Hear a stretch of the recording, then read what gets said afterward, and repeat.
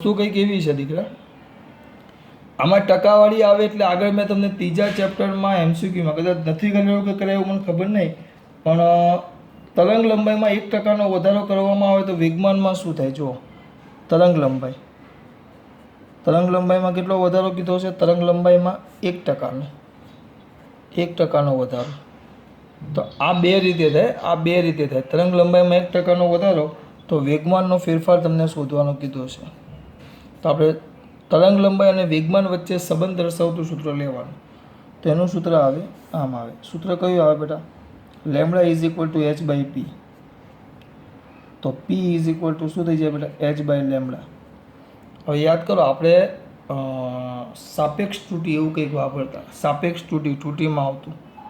તો આમાં આવે DP by P is equal to અચળ પદનું કાંઈ ન થાય, 1/લેમડા છે તો ડેલ્ટા લેમડા બાય લેમડા આવી રીતે લખતા. આપણે યાદ ન હોય તો મારા દીકરાને યાદ કરાવું. એ ઇઝ ઇક્વલ ટુ બીની 3 ઘાત હોય તો આપણે એમ લખતા, અથવા આપણે થોડુંક વ્યવસ્થિત લખવું. Z is equal to A બીની 3 ઘાત હોય તો આપણે એમ લખતા delta Z by Z is equal to delta A by plus 3 delta B by B. આપણે આવું લખતા, યાદ છે? તો આમાં તો બીજું કંઈ છે જ નહીં. આ લેમડા એટલે છેદમાં થાય, -1 ઘાત થાય. આપણે ગુણાકાર હોય કે ભાગાકાર હોય, સાપેક્ષ ત્રુટિનો તો સરવાળો જ થાય. યાદ છે આવું કહેતા? અને સરવાળો હોય કે બાદબાકી હોય, નિરપેક્ષ ત્રુટિનો સરવાળો જ થાય. એટલે આ delta P by P is equal to DP by DT is equal to D lambda by lambda. હવે આમાં કેટલો વધારો કીધો છે? ટકા આપ્યો છે. તો ટકા આપે એટલે ખરેખર કરવું શું પડે? આમ લખવું પડે ડીપી બાય પી ગુણ્યા 100% is equal to delta lambda by lambda ગુણ્યા 100%. આ ધ્યાન રાખજો. તો ડેલ્ટા લેમડા બાય લેમડા એ તો ટકાવાળી આપીશ. કેટલો વધારો થયો? 1%નો. 1%નો. તો આ તરંગ લંબાઈમાં પણ કેટલો? તરંગ લંબાઈમાં 1%નો વધારો, તો લેમડામાં પણ 1%નો વધારો સીધો આવી ગયો. સોરી, લેમડામાં 1%નો વધારો એટલે વેગમાનમાં પણ 1%નો વધારો આવી ગયો. હવે કયું ઊંધું ન આવે બેટા? એનાથી ન આવે ને. તો આપણો નિયમ એ તો હતો બેટા, આપણે આ ઘાત લખતા. ચાલ તને યાદ કરાવું. Z is equal to A બીની 3 ઘાત છેદમાં સીની 4 ઘાત ડીની 1 ઘાત. તો આપણે લાંબુ લખતા ઝેડ, એટલે આમ લખતા delta Z by Z is equal to delta A by A plus 3 delta B by બી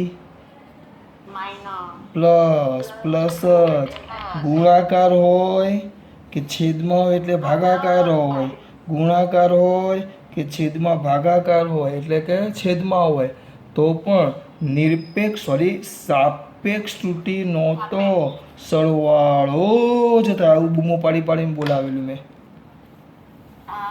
સાપેક્ષ ત્રુટિનો એટલે આ ભાગાકાર છે તેમ છતાં પણ ગુણાકારમાં જ આવે. એટલે આ 1%નો ફેરફાર થાય તો આ પણ 1%નો ફેરફાર થાય.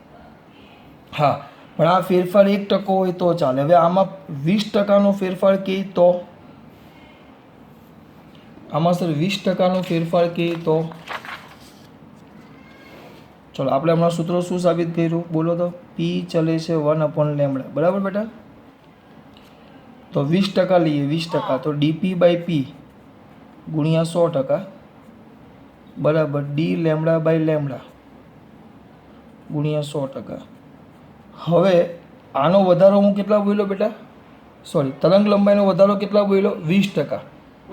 તો આનો ફેરફાર 20% જ આવે, કારણ કે આ બે સીધું છે. હા, પણ એક વસ્તુ ધ્યાન રાખજો, આ વ્યસ્ત છે એટલે તરંગ લંબાઈ જો વધે, હા, તો વેગમાન શું થશે? ઘટે. બરાબર. પણ જો તમારે આ મગજમારીમાં ન પડવું હોય, હવે આ જવાબ આમ 100% સાચો છે કે નહીં આપણે ચેક કરીએ. મેં તમને એક સૂત્ર કદાચ ચલાવેલું છે, યાદ રાખવાનું. સૂત્ર હતું નવું માઇનસ જૂનું છેદમાં જૂનું ગુણ્યા 100%. હું આના માટે પાછું કરાવ્યું. મારે આના માટે મેં તમને પાછા બોલાવ્યા, કારણ કે આ મને મજા આવે. આ ભૂલાવવું ન જોઈએ. નાનો ફેરફાર હોય ને, નાનો ફેરફાર, તો તમે નાના ફેરફાર માટે આમ કરો ને તો ચાલે ડાયરેક્ટ. પણ મોટો ફેરફાર 20%નો ફેરફાર કીધો છે. બરાબર? એટલે ધ્યાન આપો. ચલો, નવું માઇનસ જૂનું છેદમાં જૂનું. તો લેમડા એટલે 1/લેમડા છે. જોજો તો જૂનું કેટલું થાય? જૂનું લેમડા છે બરાબર. નવું શું કીધું છે? 20% વધારો. આપણે 20% વધારો લઈએ છીએ આમાં. વધારો 20% તરંગ લંબાઈમાં શું લેવું છું? વધારો. ધ્યાન આપજો. તો નવું જે આવે 20%નો વધારો, 20%ને ફેરવી દો 20/100 તો કેટલા થાય? 0.2. તો આ 1 લેમડા આવે. તો હા, લેમડા પ્લસ 0.2 એટલે 1.2 લેમડા.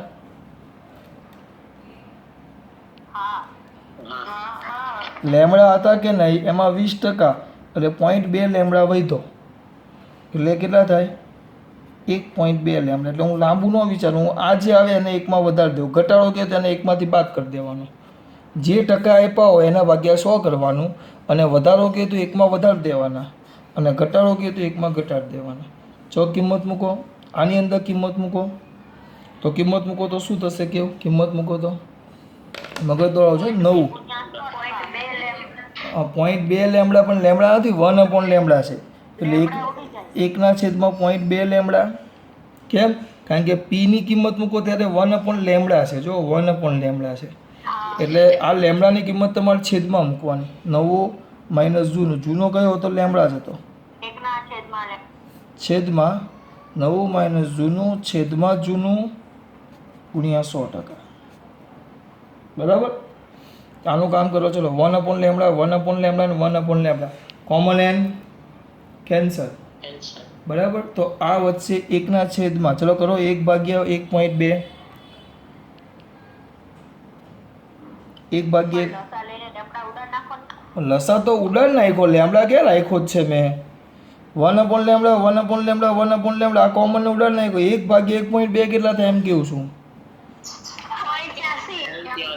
0.83 માઇનસ 1/1 તો કેટલા થાય? -0.17 થાય. ઓ બાળકો, ગુણ્યા 100%. ટકા અહીંયા રહી ગયા પાછા લખવાના. તો 100%. તો શું આવ્યું? -17%. એટલે 17%નો ઘટાડો આવ્યો.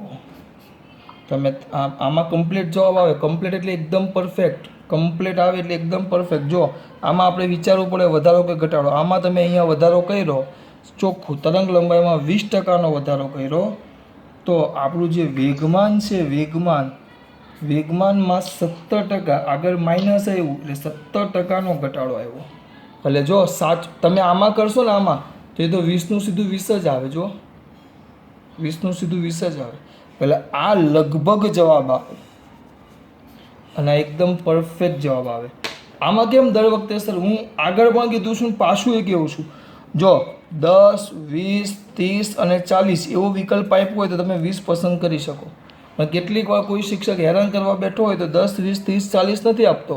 એ શું આપે? પેલા 17, 18, 19 અને 20 આવો આપે. ટકા આટલા આપે. હું બોલું છું કે ખબર પડે છે? એટલે આપણે ગમે ત્યારે આવી રીતે ટકાવારી આપે તો કયું વાપરવાનું? હા, પછી 1%, 2%, 3%, 5% સુધી વાંધો ન આવે. કેમ? કારણ કે એ સિમ્પલ જ હોય. એમાં પછી 5.6 ને એવું આવતું. એવી રીતે એ લોકો ન પૂછે, એ લોકો આવી રીતે પૂછે. એટલે આ વસ્તુ ધ્યાન રાખજો. આ રમત નથી, બહુ જ કામની વસ્તુ છે. એટલે બાળકો ખબર પડે છે? બોલ ને બેટા. તમે ઉપર કર્યો એ ખાલી ઘટાડો છે અને નીચે કર્યો ને સાપેક્ષ ઘટાડો છે. કયો? તમે જો ઉપરનું આપણે કર્યું ને 20% આવ્યું એ જવાબ, બરાબર. ખાલી ઘટાડો છે કે છે, અને જે નીચે કર્યું ને સાપેક્ષમાં છે. સાપેક્ષ નો થાય ને બેટા, બંને એક જ છે. જો આ ફેરફાર આવે ΔP/P. એટલે આ ΔP, એટલે આપણે એ લોકો આમ જોવા જઈએ તો આપણે એમ લખતા ΔP/P. સૂત્ર કંઈ અલગ નથી, સૂત્ર એ જ છે. ΔP/P લખીએ આપણે. ΔP એટલે શું આવે બેટા? P2 - P1 છેદમાં P એટલે P1 જ આવે. આ P1 એટલે શરૂઆતનું, આ નવું અને આ શરૂઆતનું એટલે નવું માઇનસ જૂનું છેદમાં જૂનું ગુણ્યા 100%. એટલે વસ્તુ એ જ છે, સાપેક્ષ જ છે, એકબીજાની સાપેક્ષ જ છે. પણ આ વસ્તુ એ જ છે. ધ્યાન રાખજો. આ કંઈ મેં કંઈ મારા ઘરનું સૂત્ર નથી મૂક્યું. આ જે સૂત્ર હતું એ ΔP/P જ છે, અને આ dP/dP પણ આ નાના ફેરફાર માટે જ સાચો છે બેટા. જ્યારે મોટો ફેરફાર હોય તો આ શક્ય નથી, જવાબમાં ફરક પડે.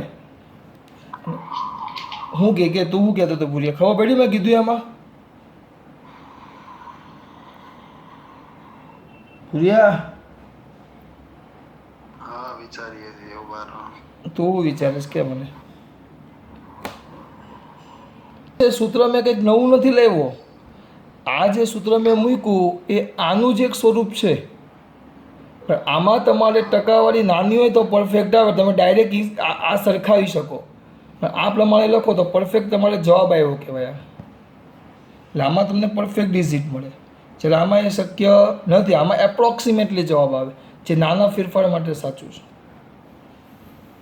ચલો એવું બધું વિચારીને કાલે ગયા છે, 12 વાગી ગયા છે, પછી બધાને આરામ કરીને પીરિયડ હશે, બરાબર. હજી વિચારીને કાલે ગયા છે એમ કે તો અમુક જણા નીકળી જાય છે પાછા. કાલે કેટલા વાગે? 10:15 10:15 જ બેટા, કારણ કે બધા એમકેશનનો પીરિયડ પતે ને પછી તમે બધા આવો એમાં લેટ થઈ જાય છે, એટલે કમ્પ્લીટ તમે 10:15 જ આવજો, બરાબર. ચલો ખાસ વાત, જય શ્રી કૃષ્ણ. જય શ્રી કૃષ્ણ. જય શ્રી કૃષ્ણ.